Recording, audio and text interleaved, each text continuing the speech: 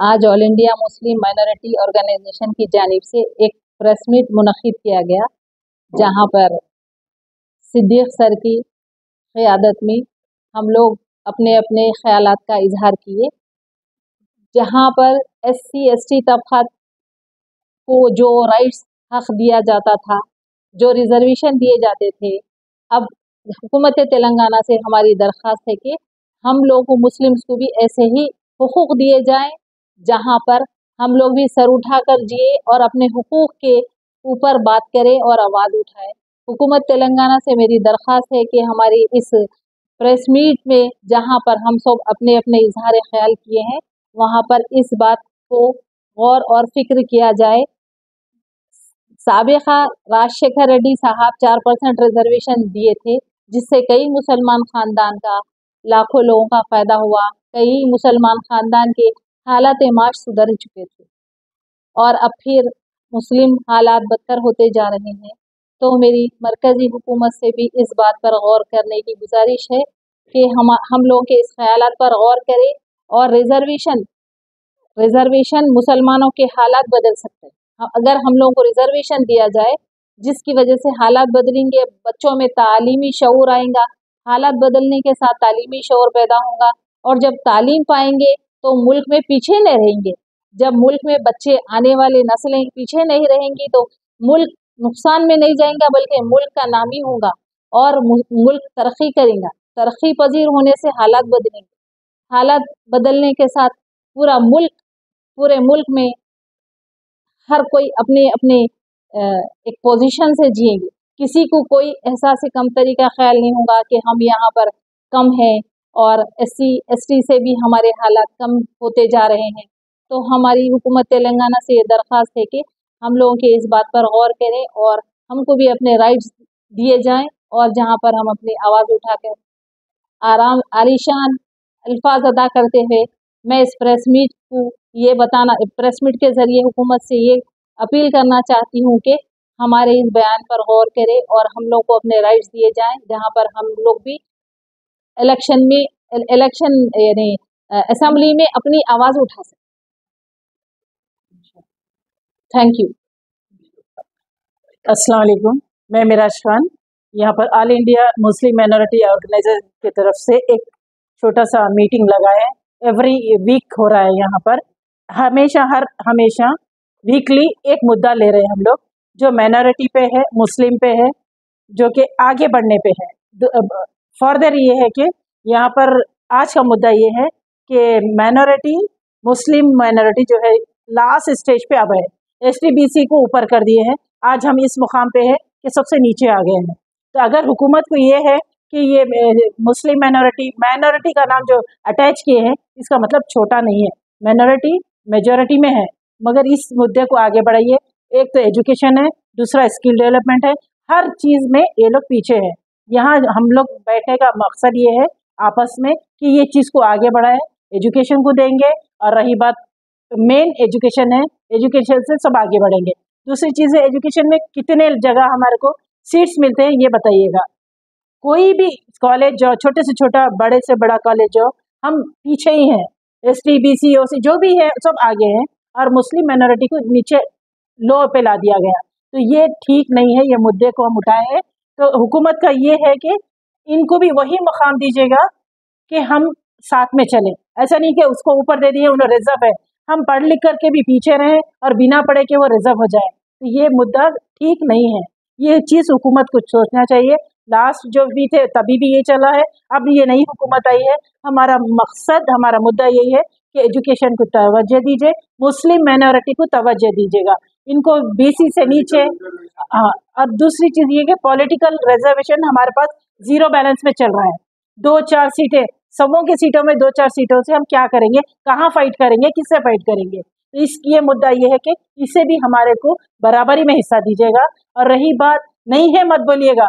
हर level में आपको, education के लेवल में हो, पढ़े लिखे हो, हर वो लेवल में आपको हमारे मुस्लिम में मिल जाएंगे। उनको पीछे हटाने से कितना पीछे हो जाएंगे। अब लो पे आ गए हैं, अब लो से नहीं, अब हमें एक स्टैंड लेना है। और तकरीबन हमसे ज्वाइंट हुए हैं अच्छे लोग, बड़े लोग, पढ़े लिखे लोग, बिजनेसमैन, हर कोई ज्वाइंट हुआ है। तो इससे हम हुकूमत के सामने ये मुद्दा रखे हैं, इस पे गौर कीजिएगा और फॉलो कीजिएगा, क्योंकि जब तक आप फॉलो नहीं करेंगे हम इस मुद्दे को आगे बढ़ाते रहेंगे। और रही बात, एक नहीं अभी और ज्वाइंट होते जाएंगे, 1 से 4, 4 से 8 होंगे, इससे सैकड़ों लोग हो गए अभी तक, आगे भी इंशाल्लाह होंगे। हमारी एक दरख्वास्त है अभी नई हुकूमत से कि इसको एक्सेप्ट कीजिएगा, और रही बात हर लेवल में बराबरी का हिस्सा दीजिएगा कि एक स्टेप हम ऊपर रहेंगे, आप सब मिलेंगे तो एक मुस्लिम को एकदम नीचे लो पे मत लाइएगा। मुस्लिम लो हो नहीं सकते, एजुकेटेड है, बिजनेसमैन है, अच्छे हाई क्वालिटी में है, ये सब चीज़ों पर गौर कीजिएगा। इंशाल्लाह आगे हम मेरे साथी भाइयाँ हैं वो भी आपको देंगे इंशाल्लाह ताला। अभी नेक्स्ट मुद्दा जो रहेगा आगे के लोग बोलेंगे आपको, इस पर गौर कीजिएगा। जज़ाकल्लाह खैर। अस्सलाम वालेकुम। अस्सलाम वालेकुम। मैं मोहम्मदुल खदीर है मेरा नाम, और all India Muslim minority organisation का मेंबर के हैसियत से बात कर रहा हूँ। आज ये प्रेस मीट सिद्दीकी साहब की जानिब से रखा गया मुसलमानों के मसाइल के ऊपर, और मुसलमानों के मसाइल बोलते बोलते इतना ही हो गया कि कोई पुरसाने हाल नहीं। फिर भी मुसलमानों के ऊपर जो है इतनी जो है मेहनत के लिए लोगों को जो है अवेयरनेस पैदा करके ये कॉन्फ्रेंस लगाते जा रहे हैं। और साथ में पहली बात शिकायत ये है सरकार की कि इलेक्शन से पहले हम मुसलमानों के बारे में माइनॉरिटी को हम वो करेंगे जब बोल ये वादे जो करते हैं, लेकिन वादे के बाद में पूछने वाले नहीं। 4% रिजर्वेशन में भी as per my knowledge concern सही भी वो जो है अमल नहीं हो रहा। स्कॉलरशिप में जाके कि वो भी नहीं मिल रहा। कई बच्चों के आजकल पेंडिंग पड़े हुए हैं, कई कॉलेज में जो है नॉमिनेशन वो एडमिशन कैंसिल कर दिए। ऐसे वक्त में इस हालत में नया सरकार जो कायम होगी, जैसे कर्नाटक में वादा करके जो अमल कर रहे हैं, यहाँ पे भी जो है वही अमल किया जाए तो बड़ी मेहरबानी होगी और मुसलमानों का जो फ़ायदा होगा।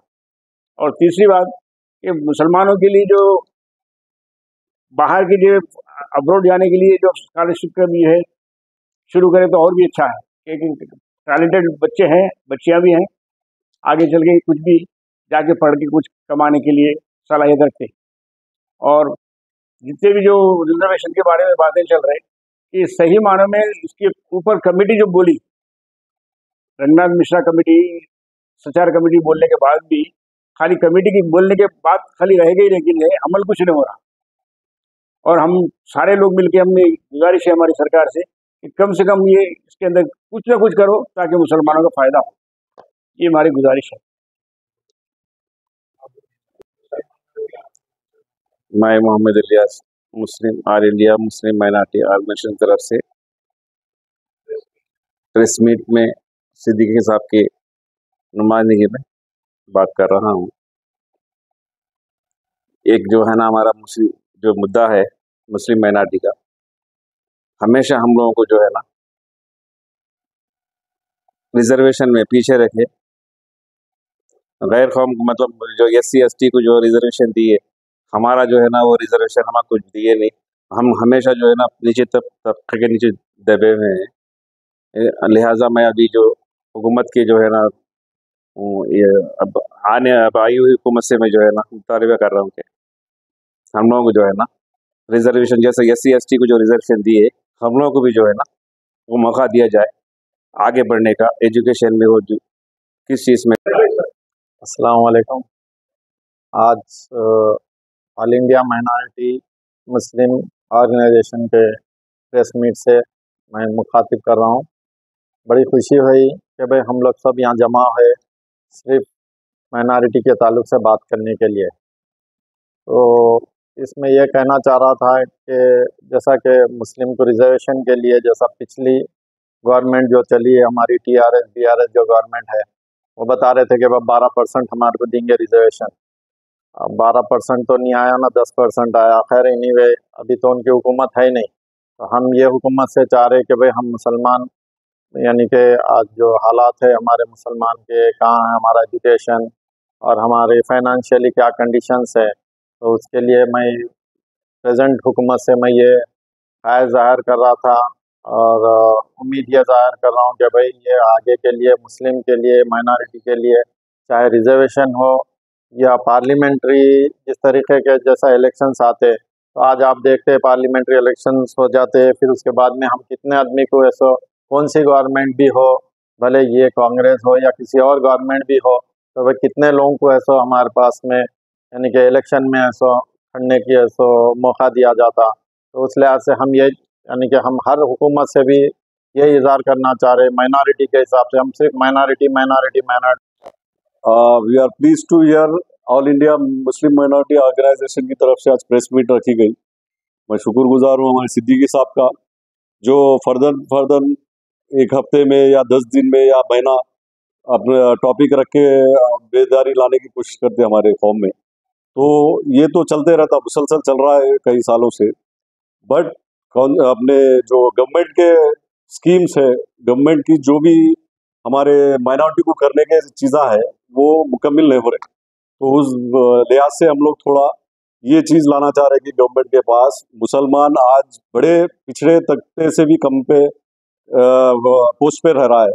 आप देखिए, पहला तो अनएम्प्लॉयमेंट बहुत बड़ा मसला है हमारे पास।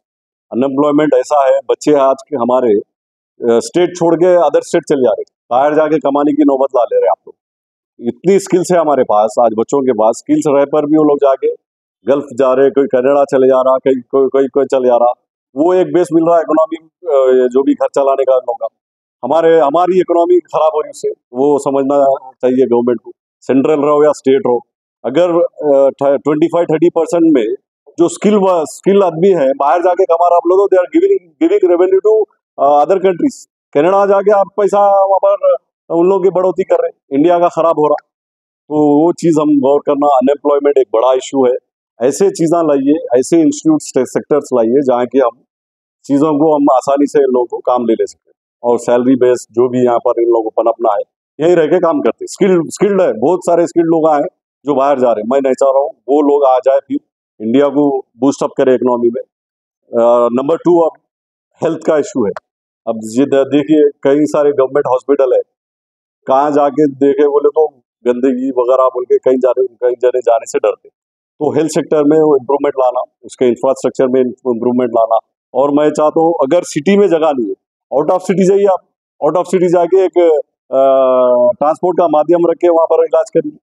25 रुपये 20 रुपये लीजिए,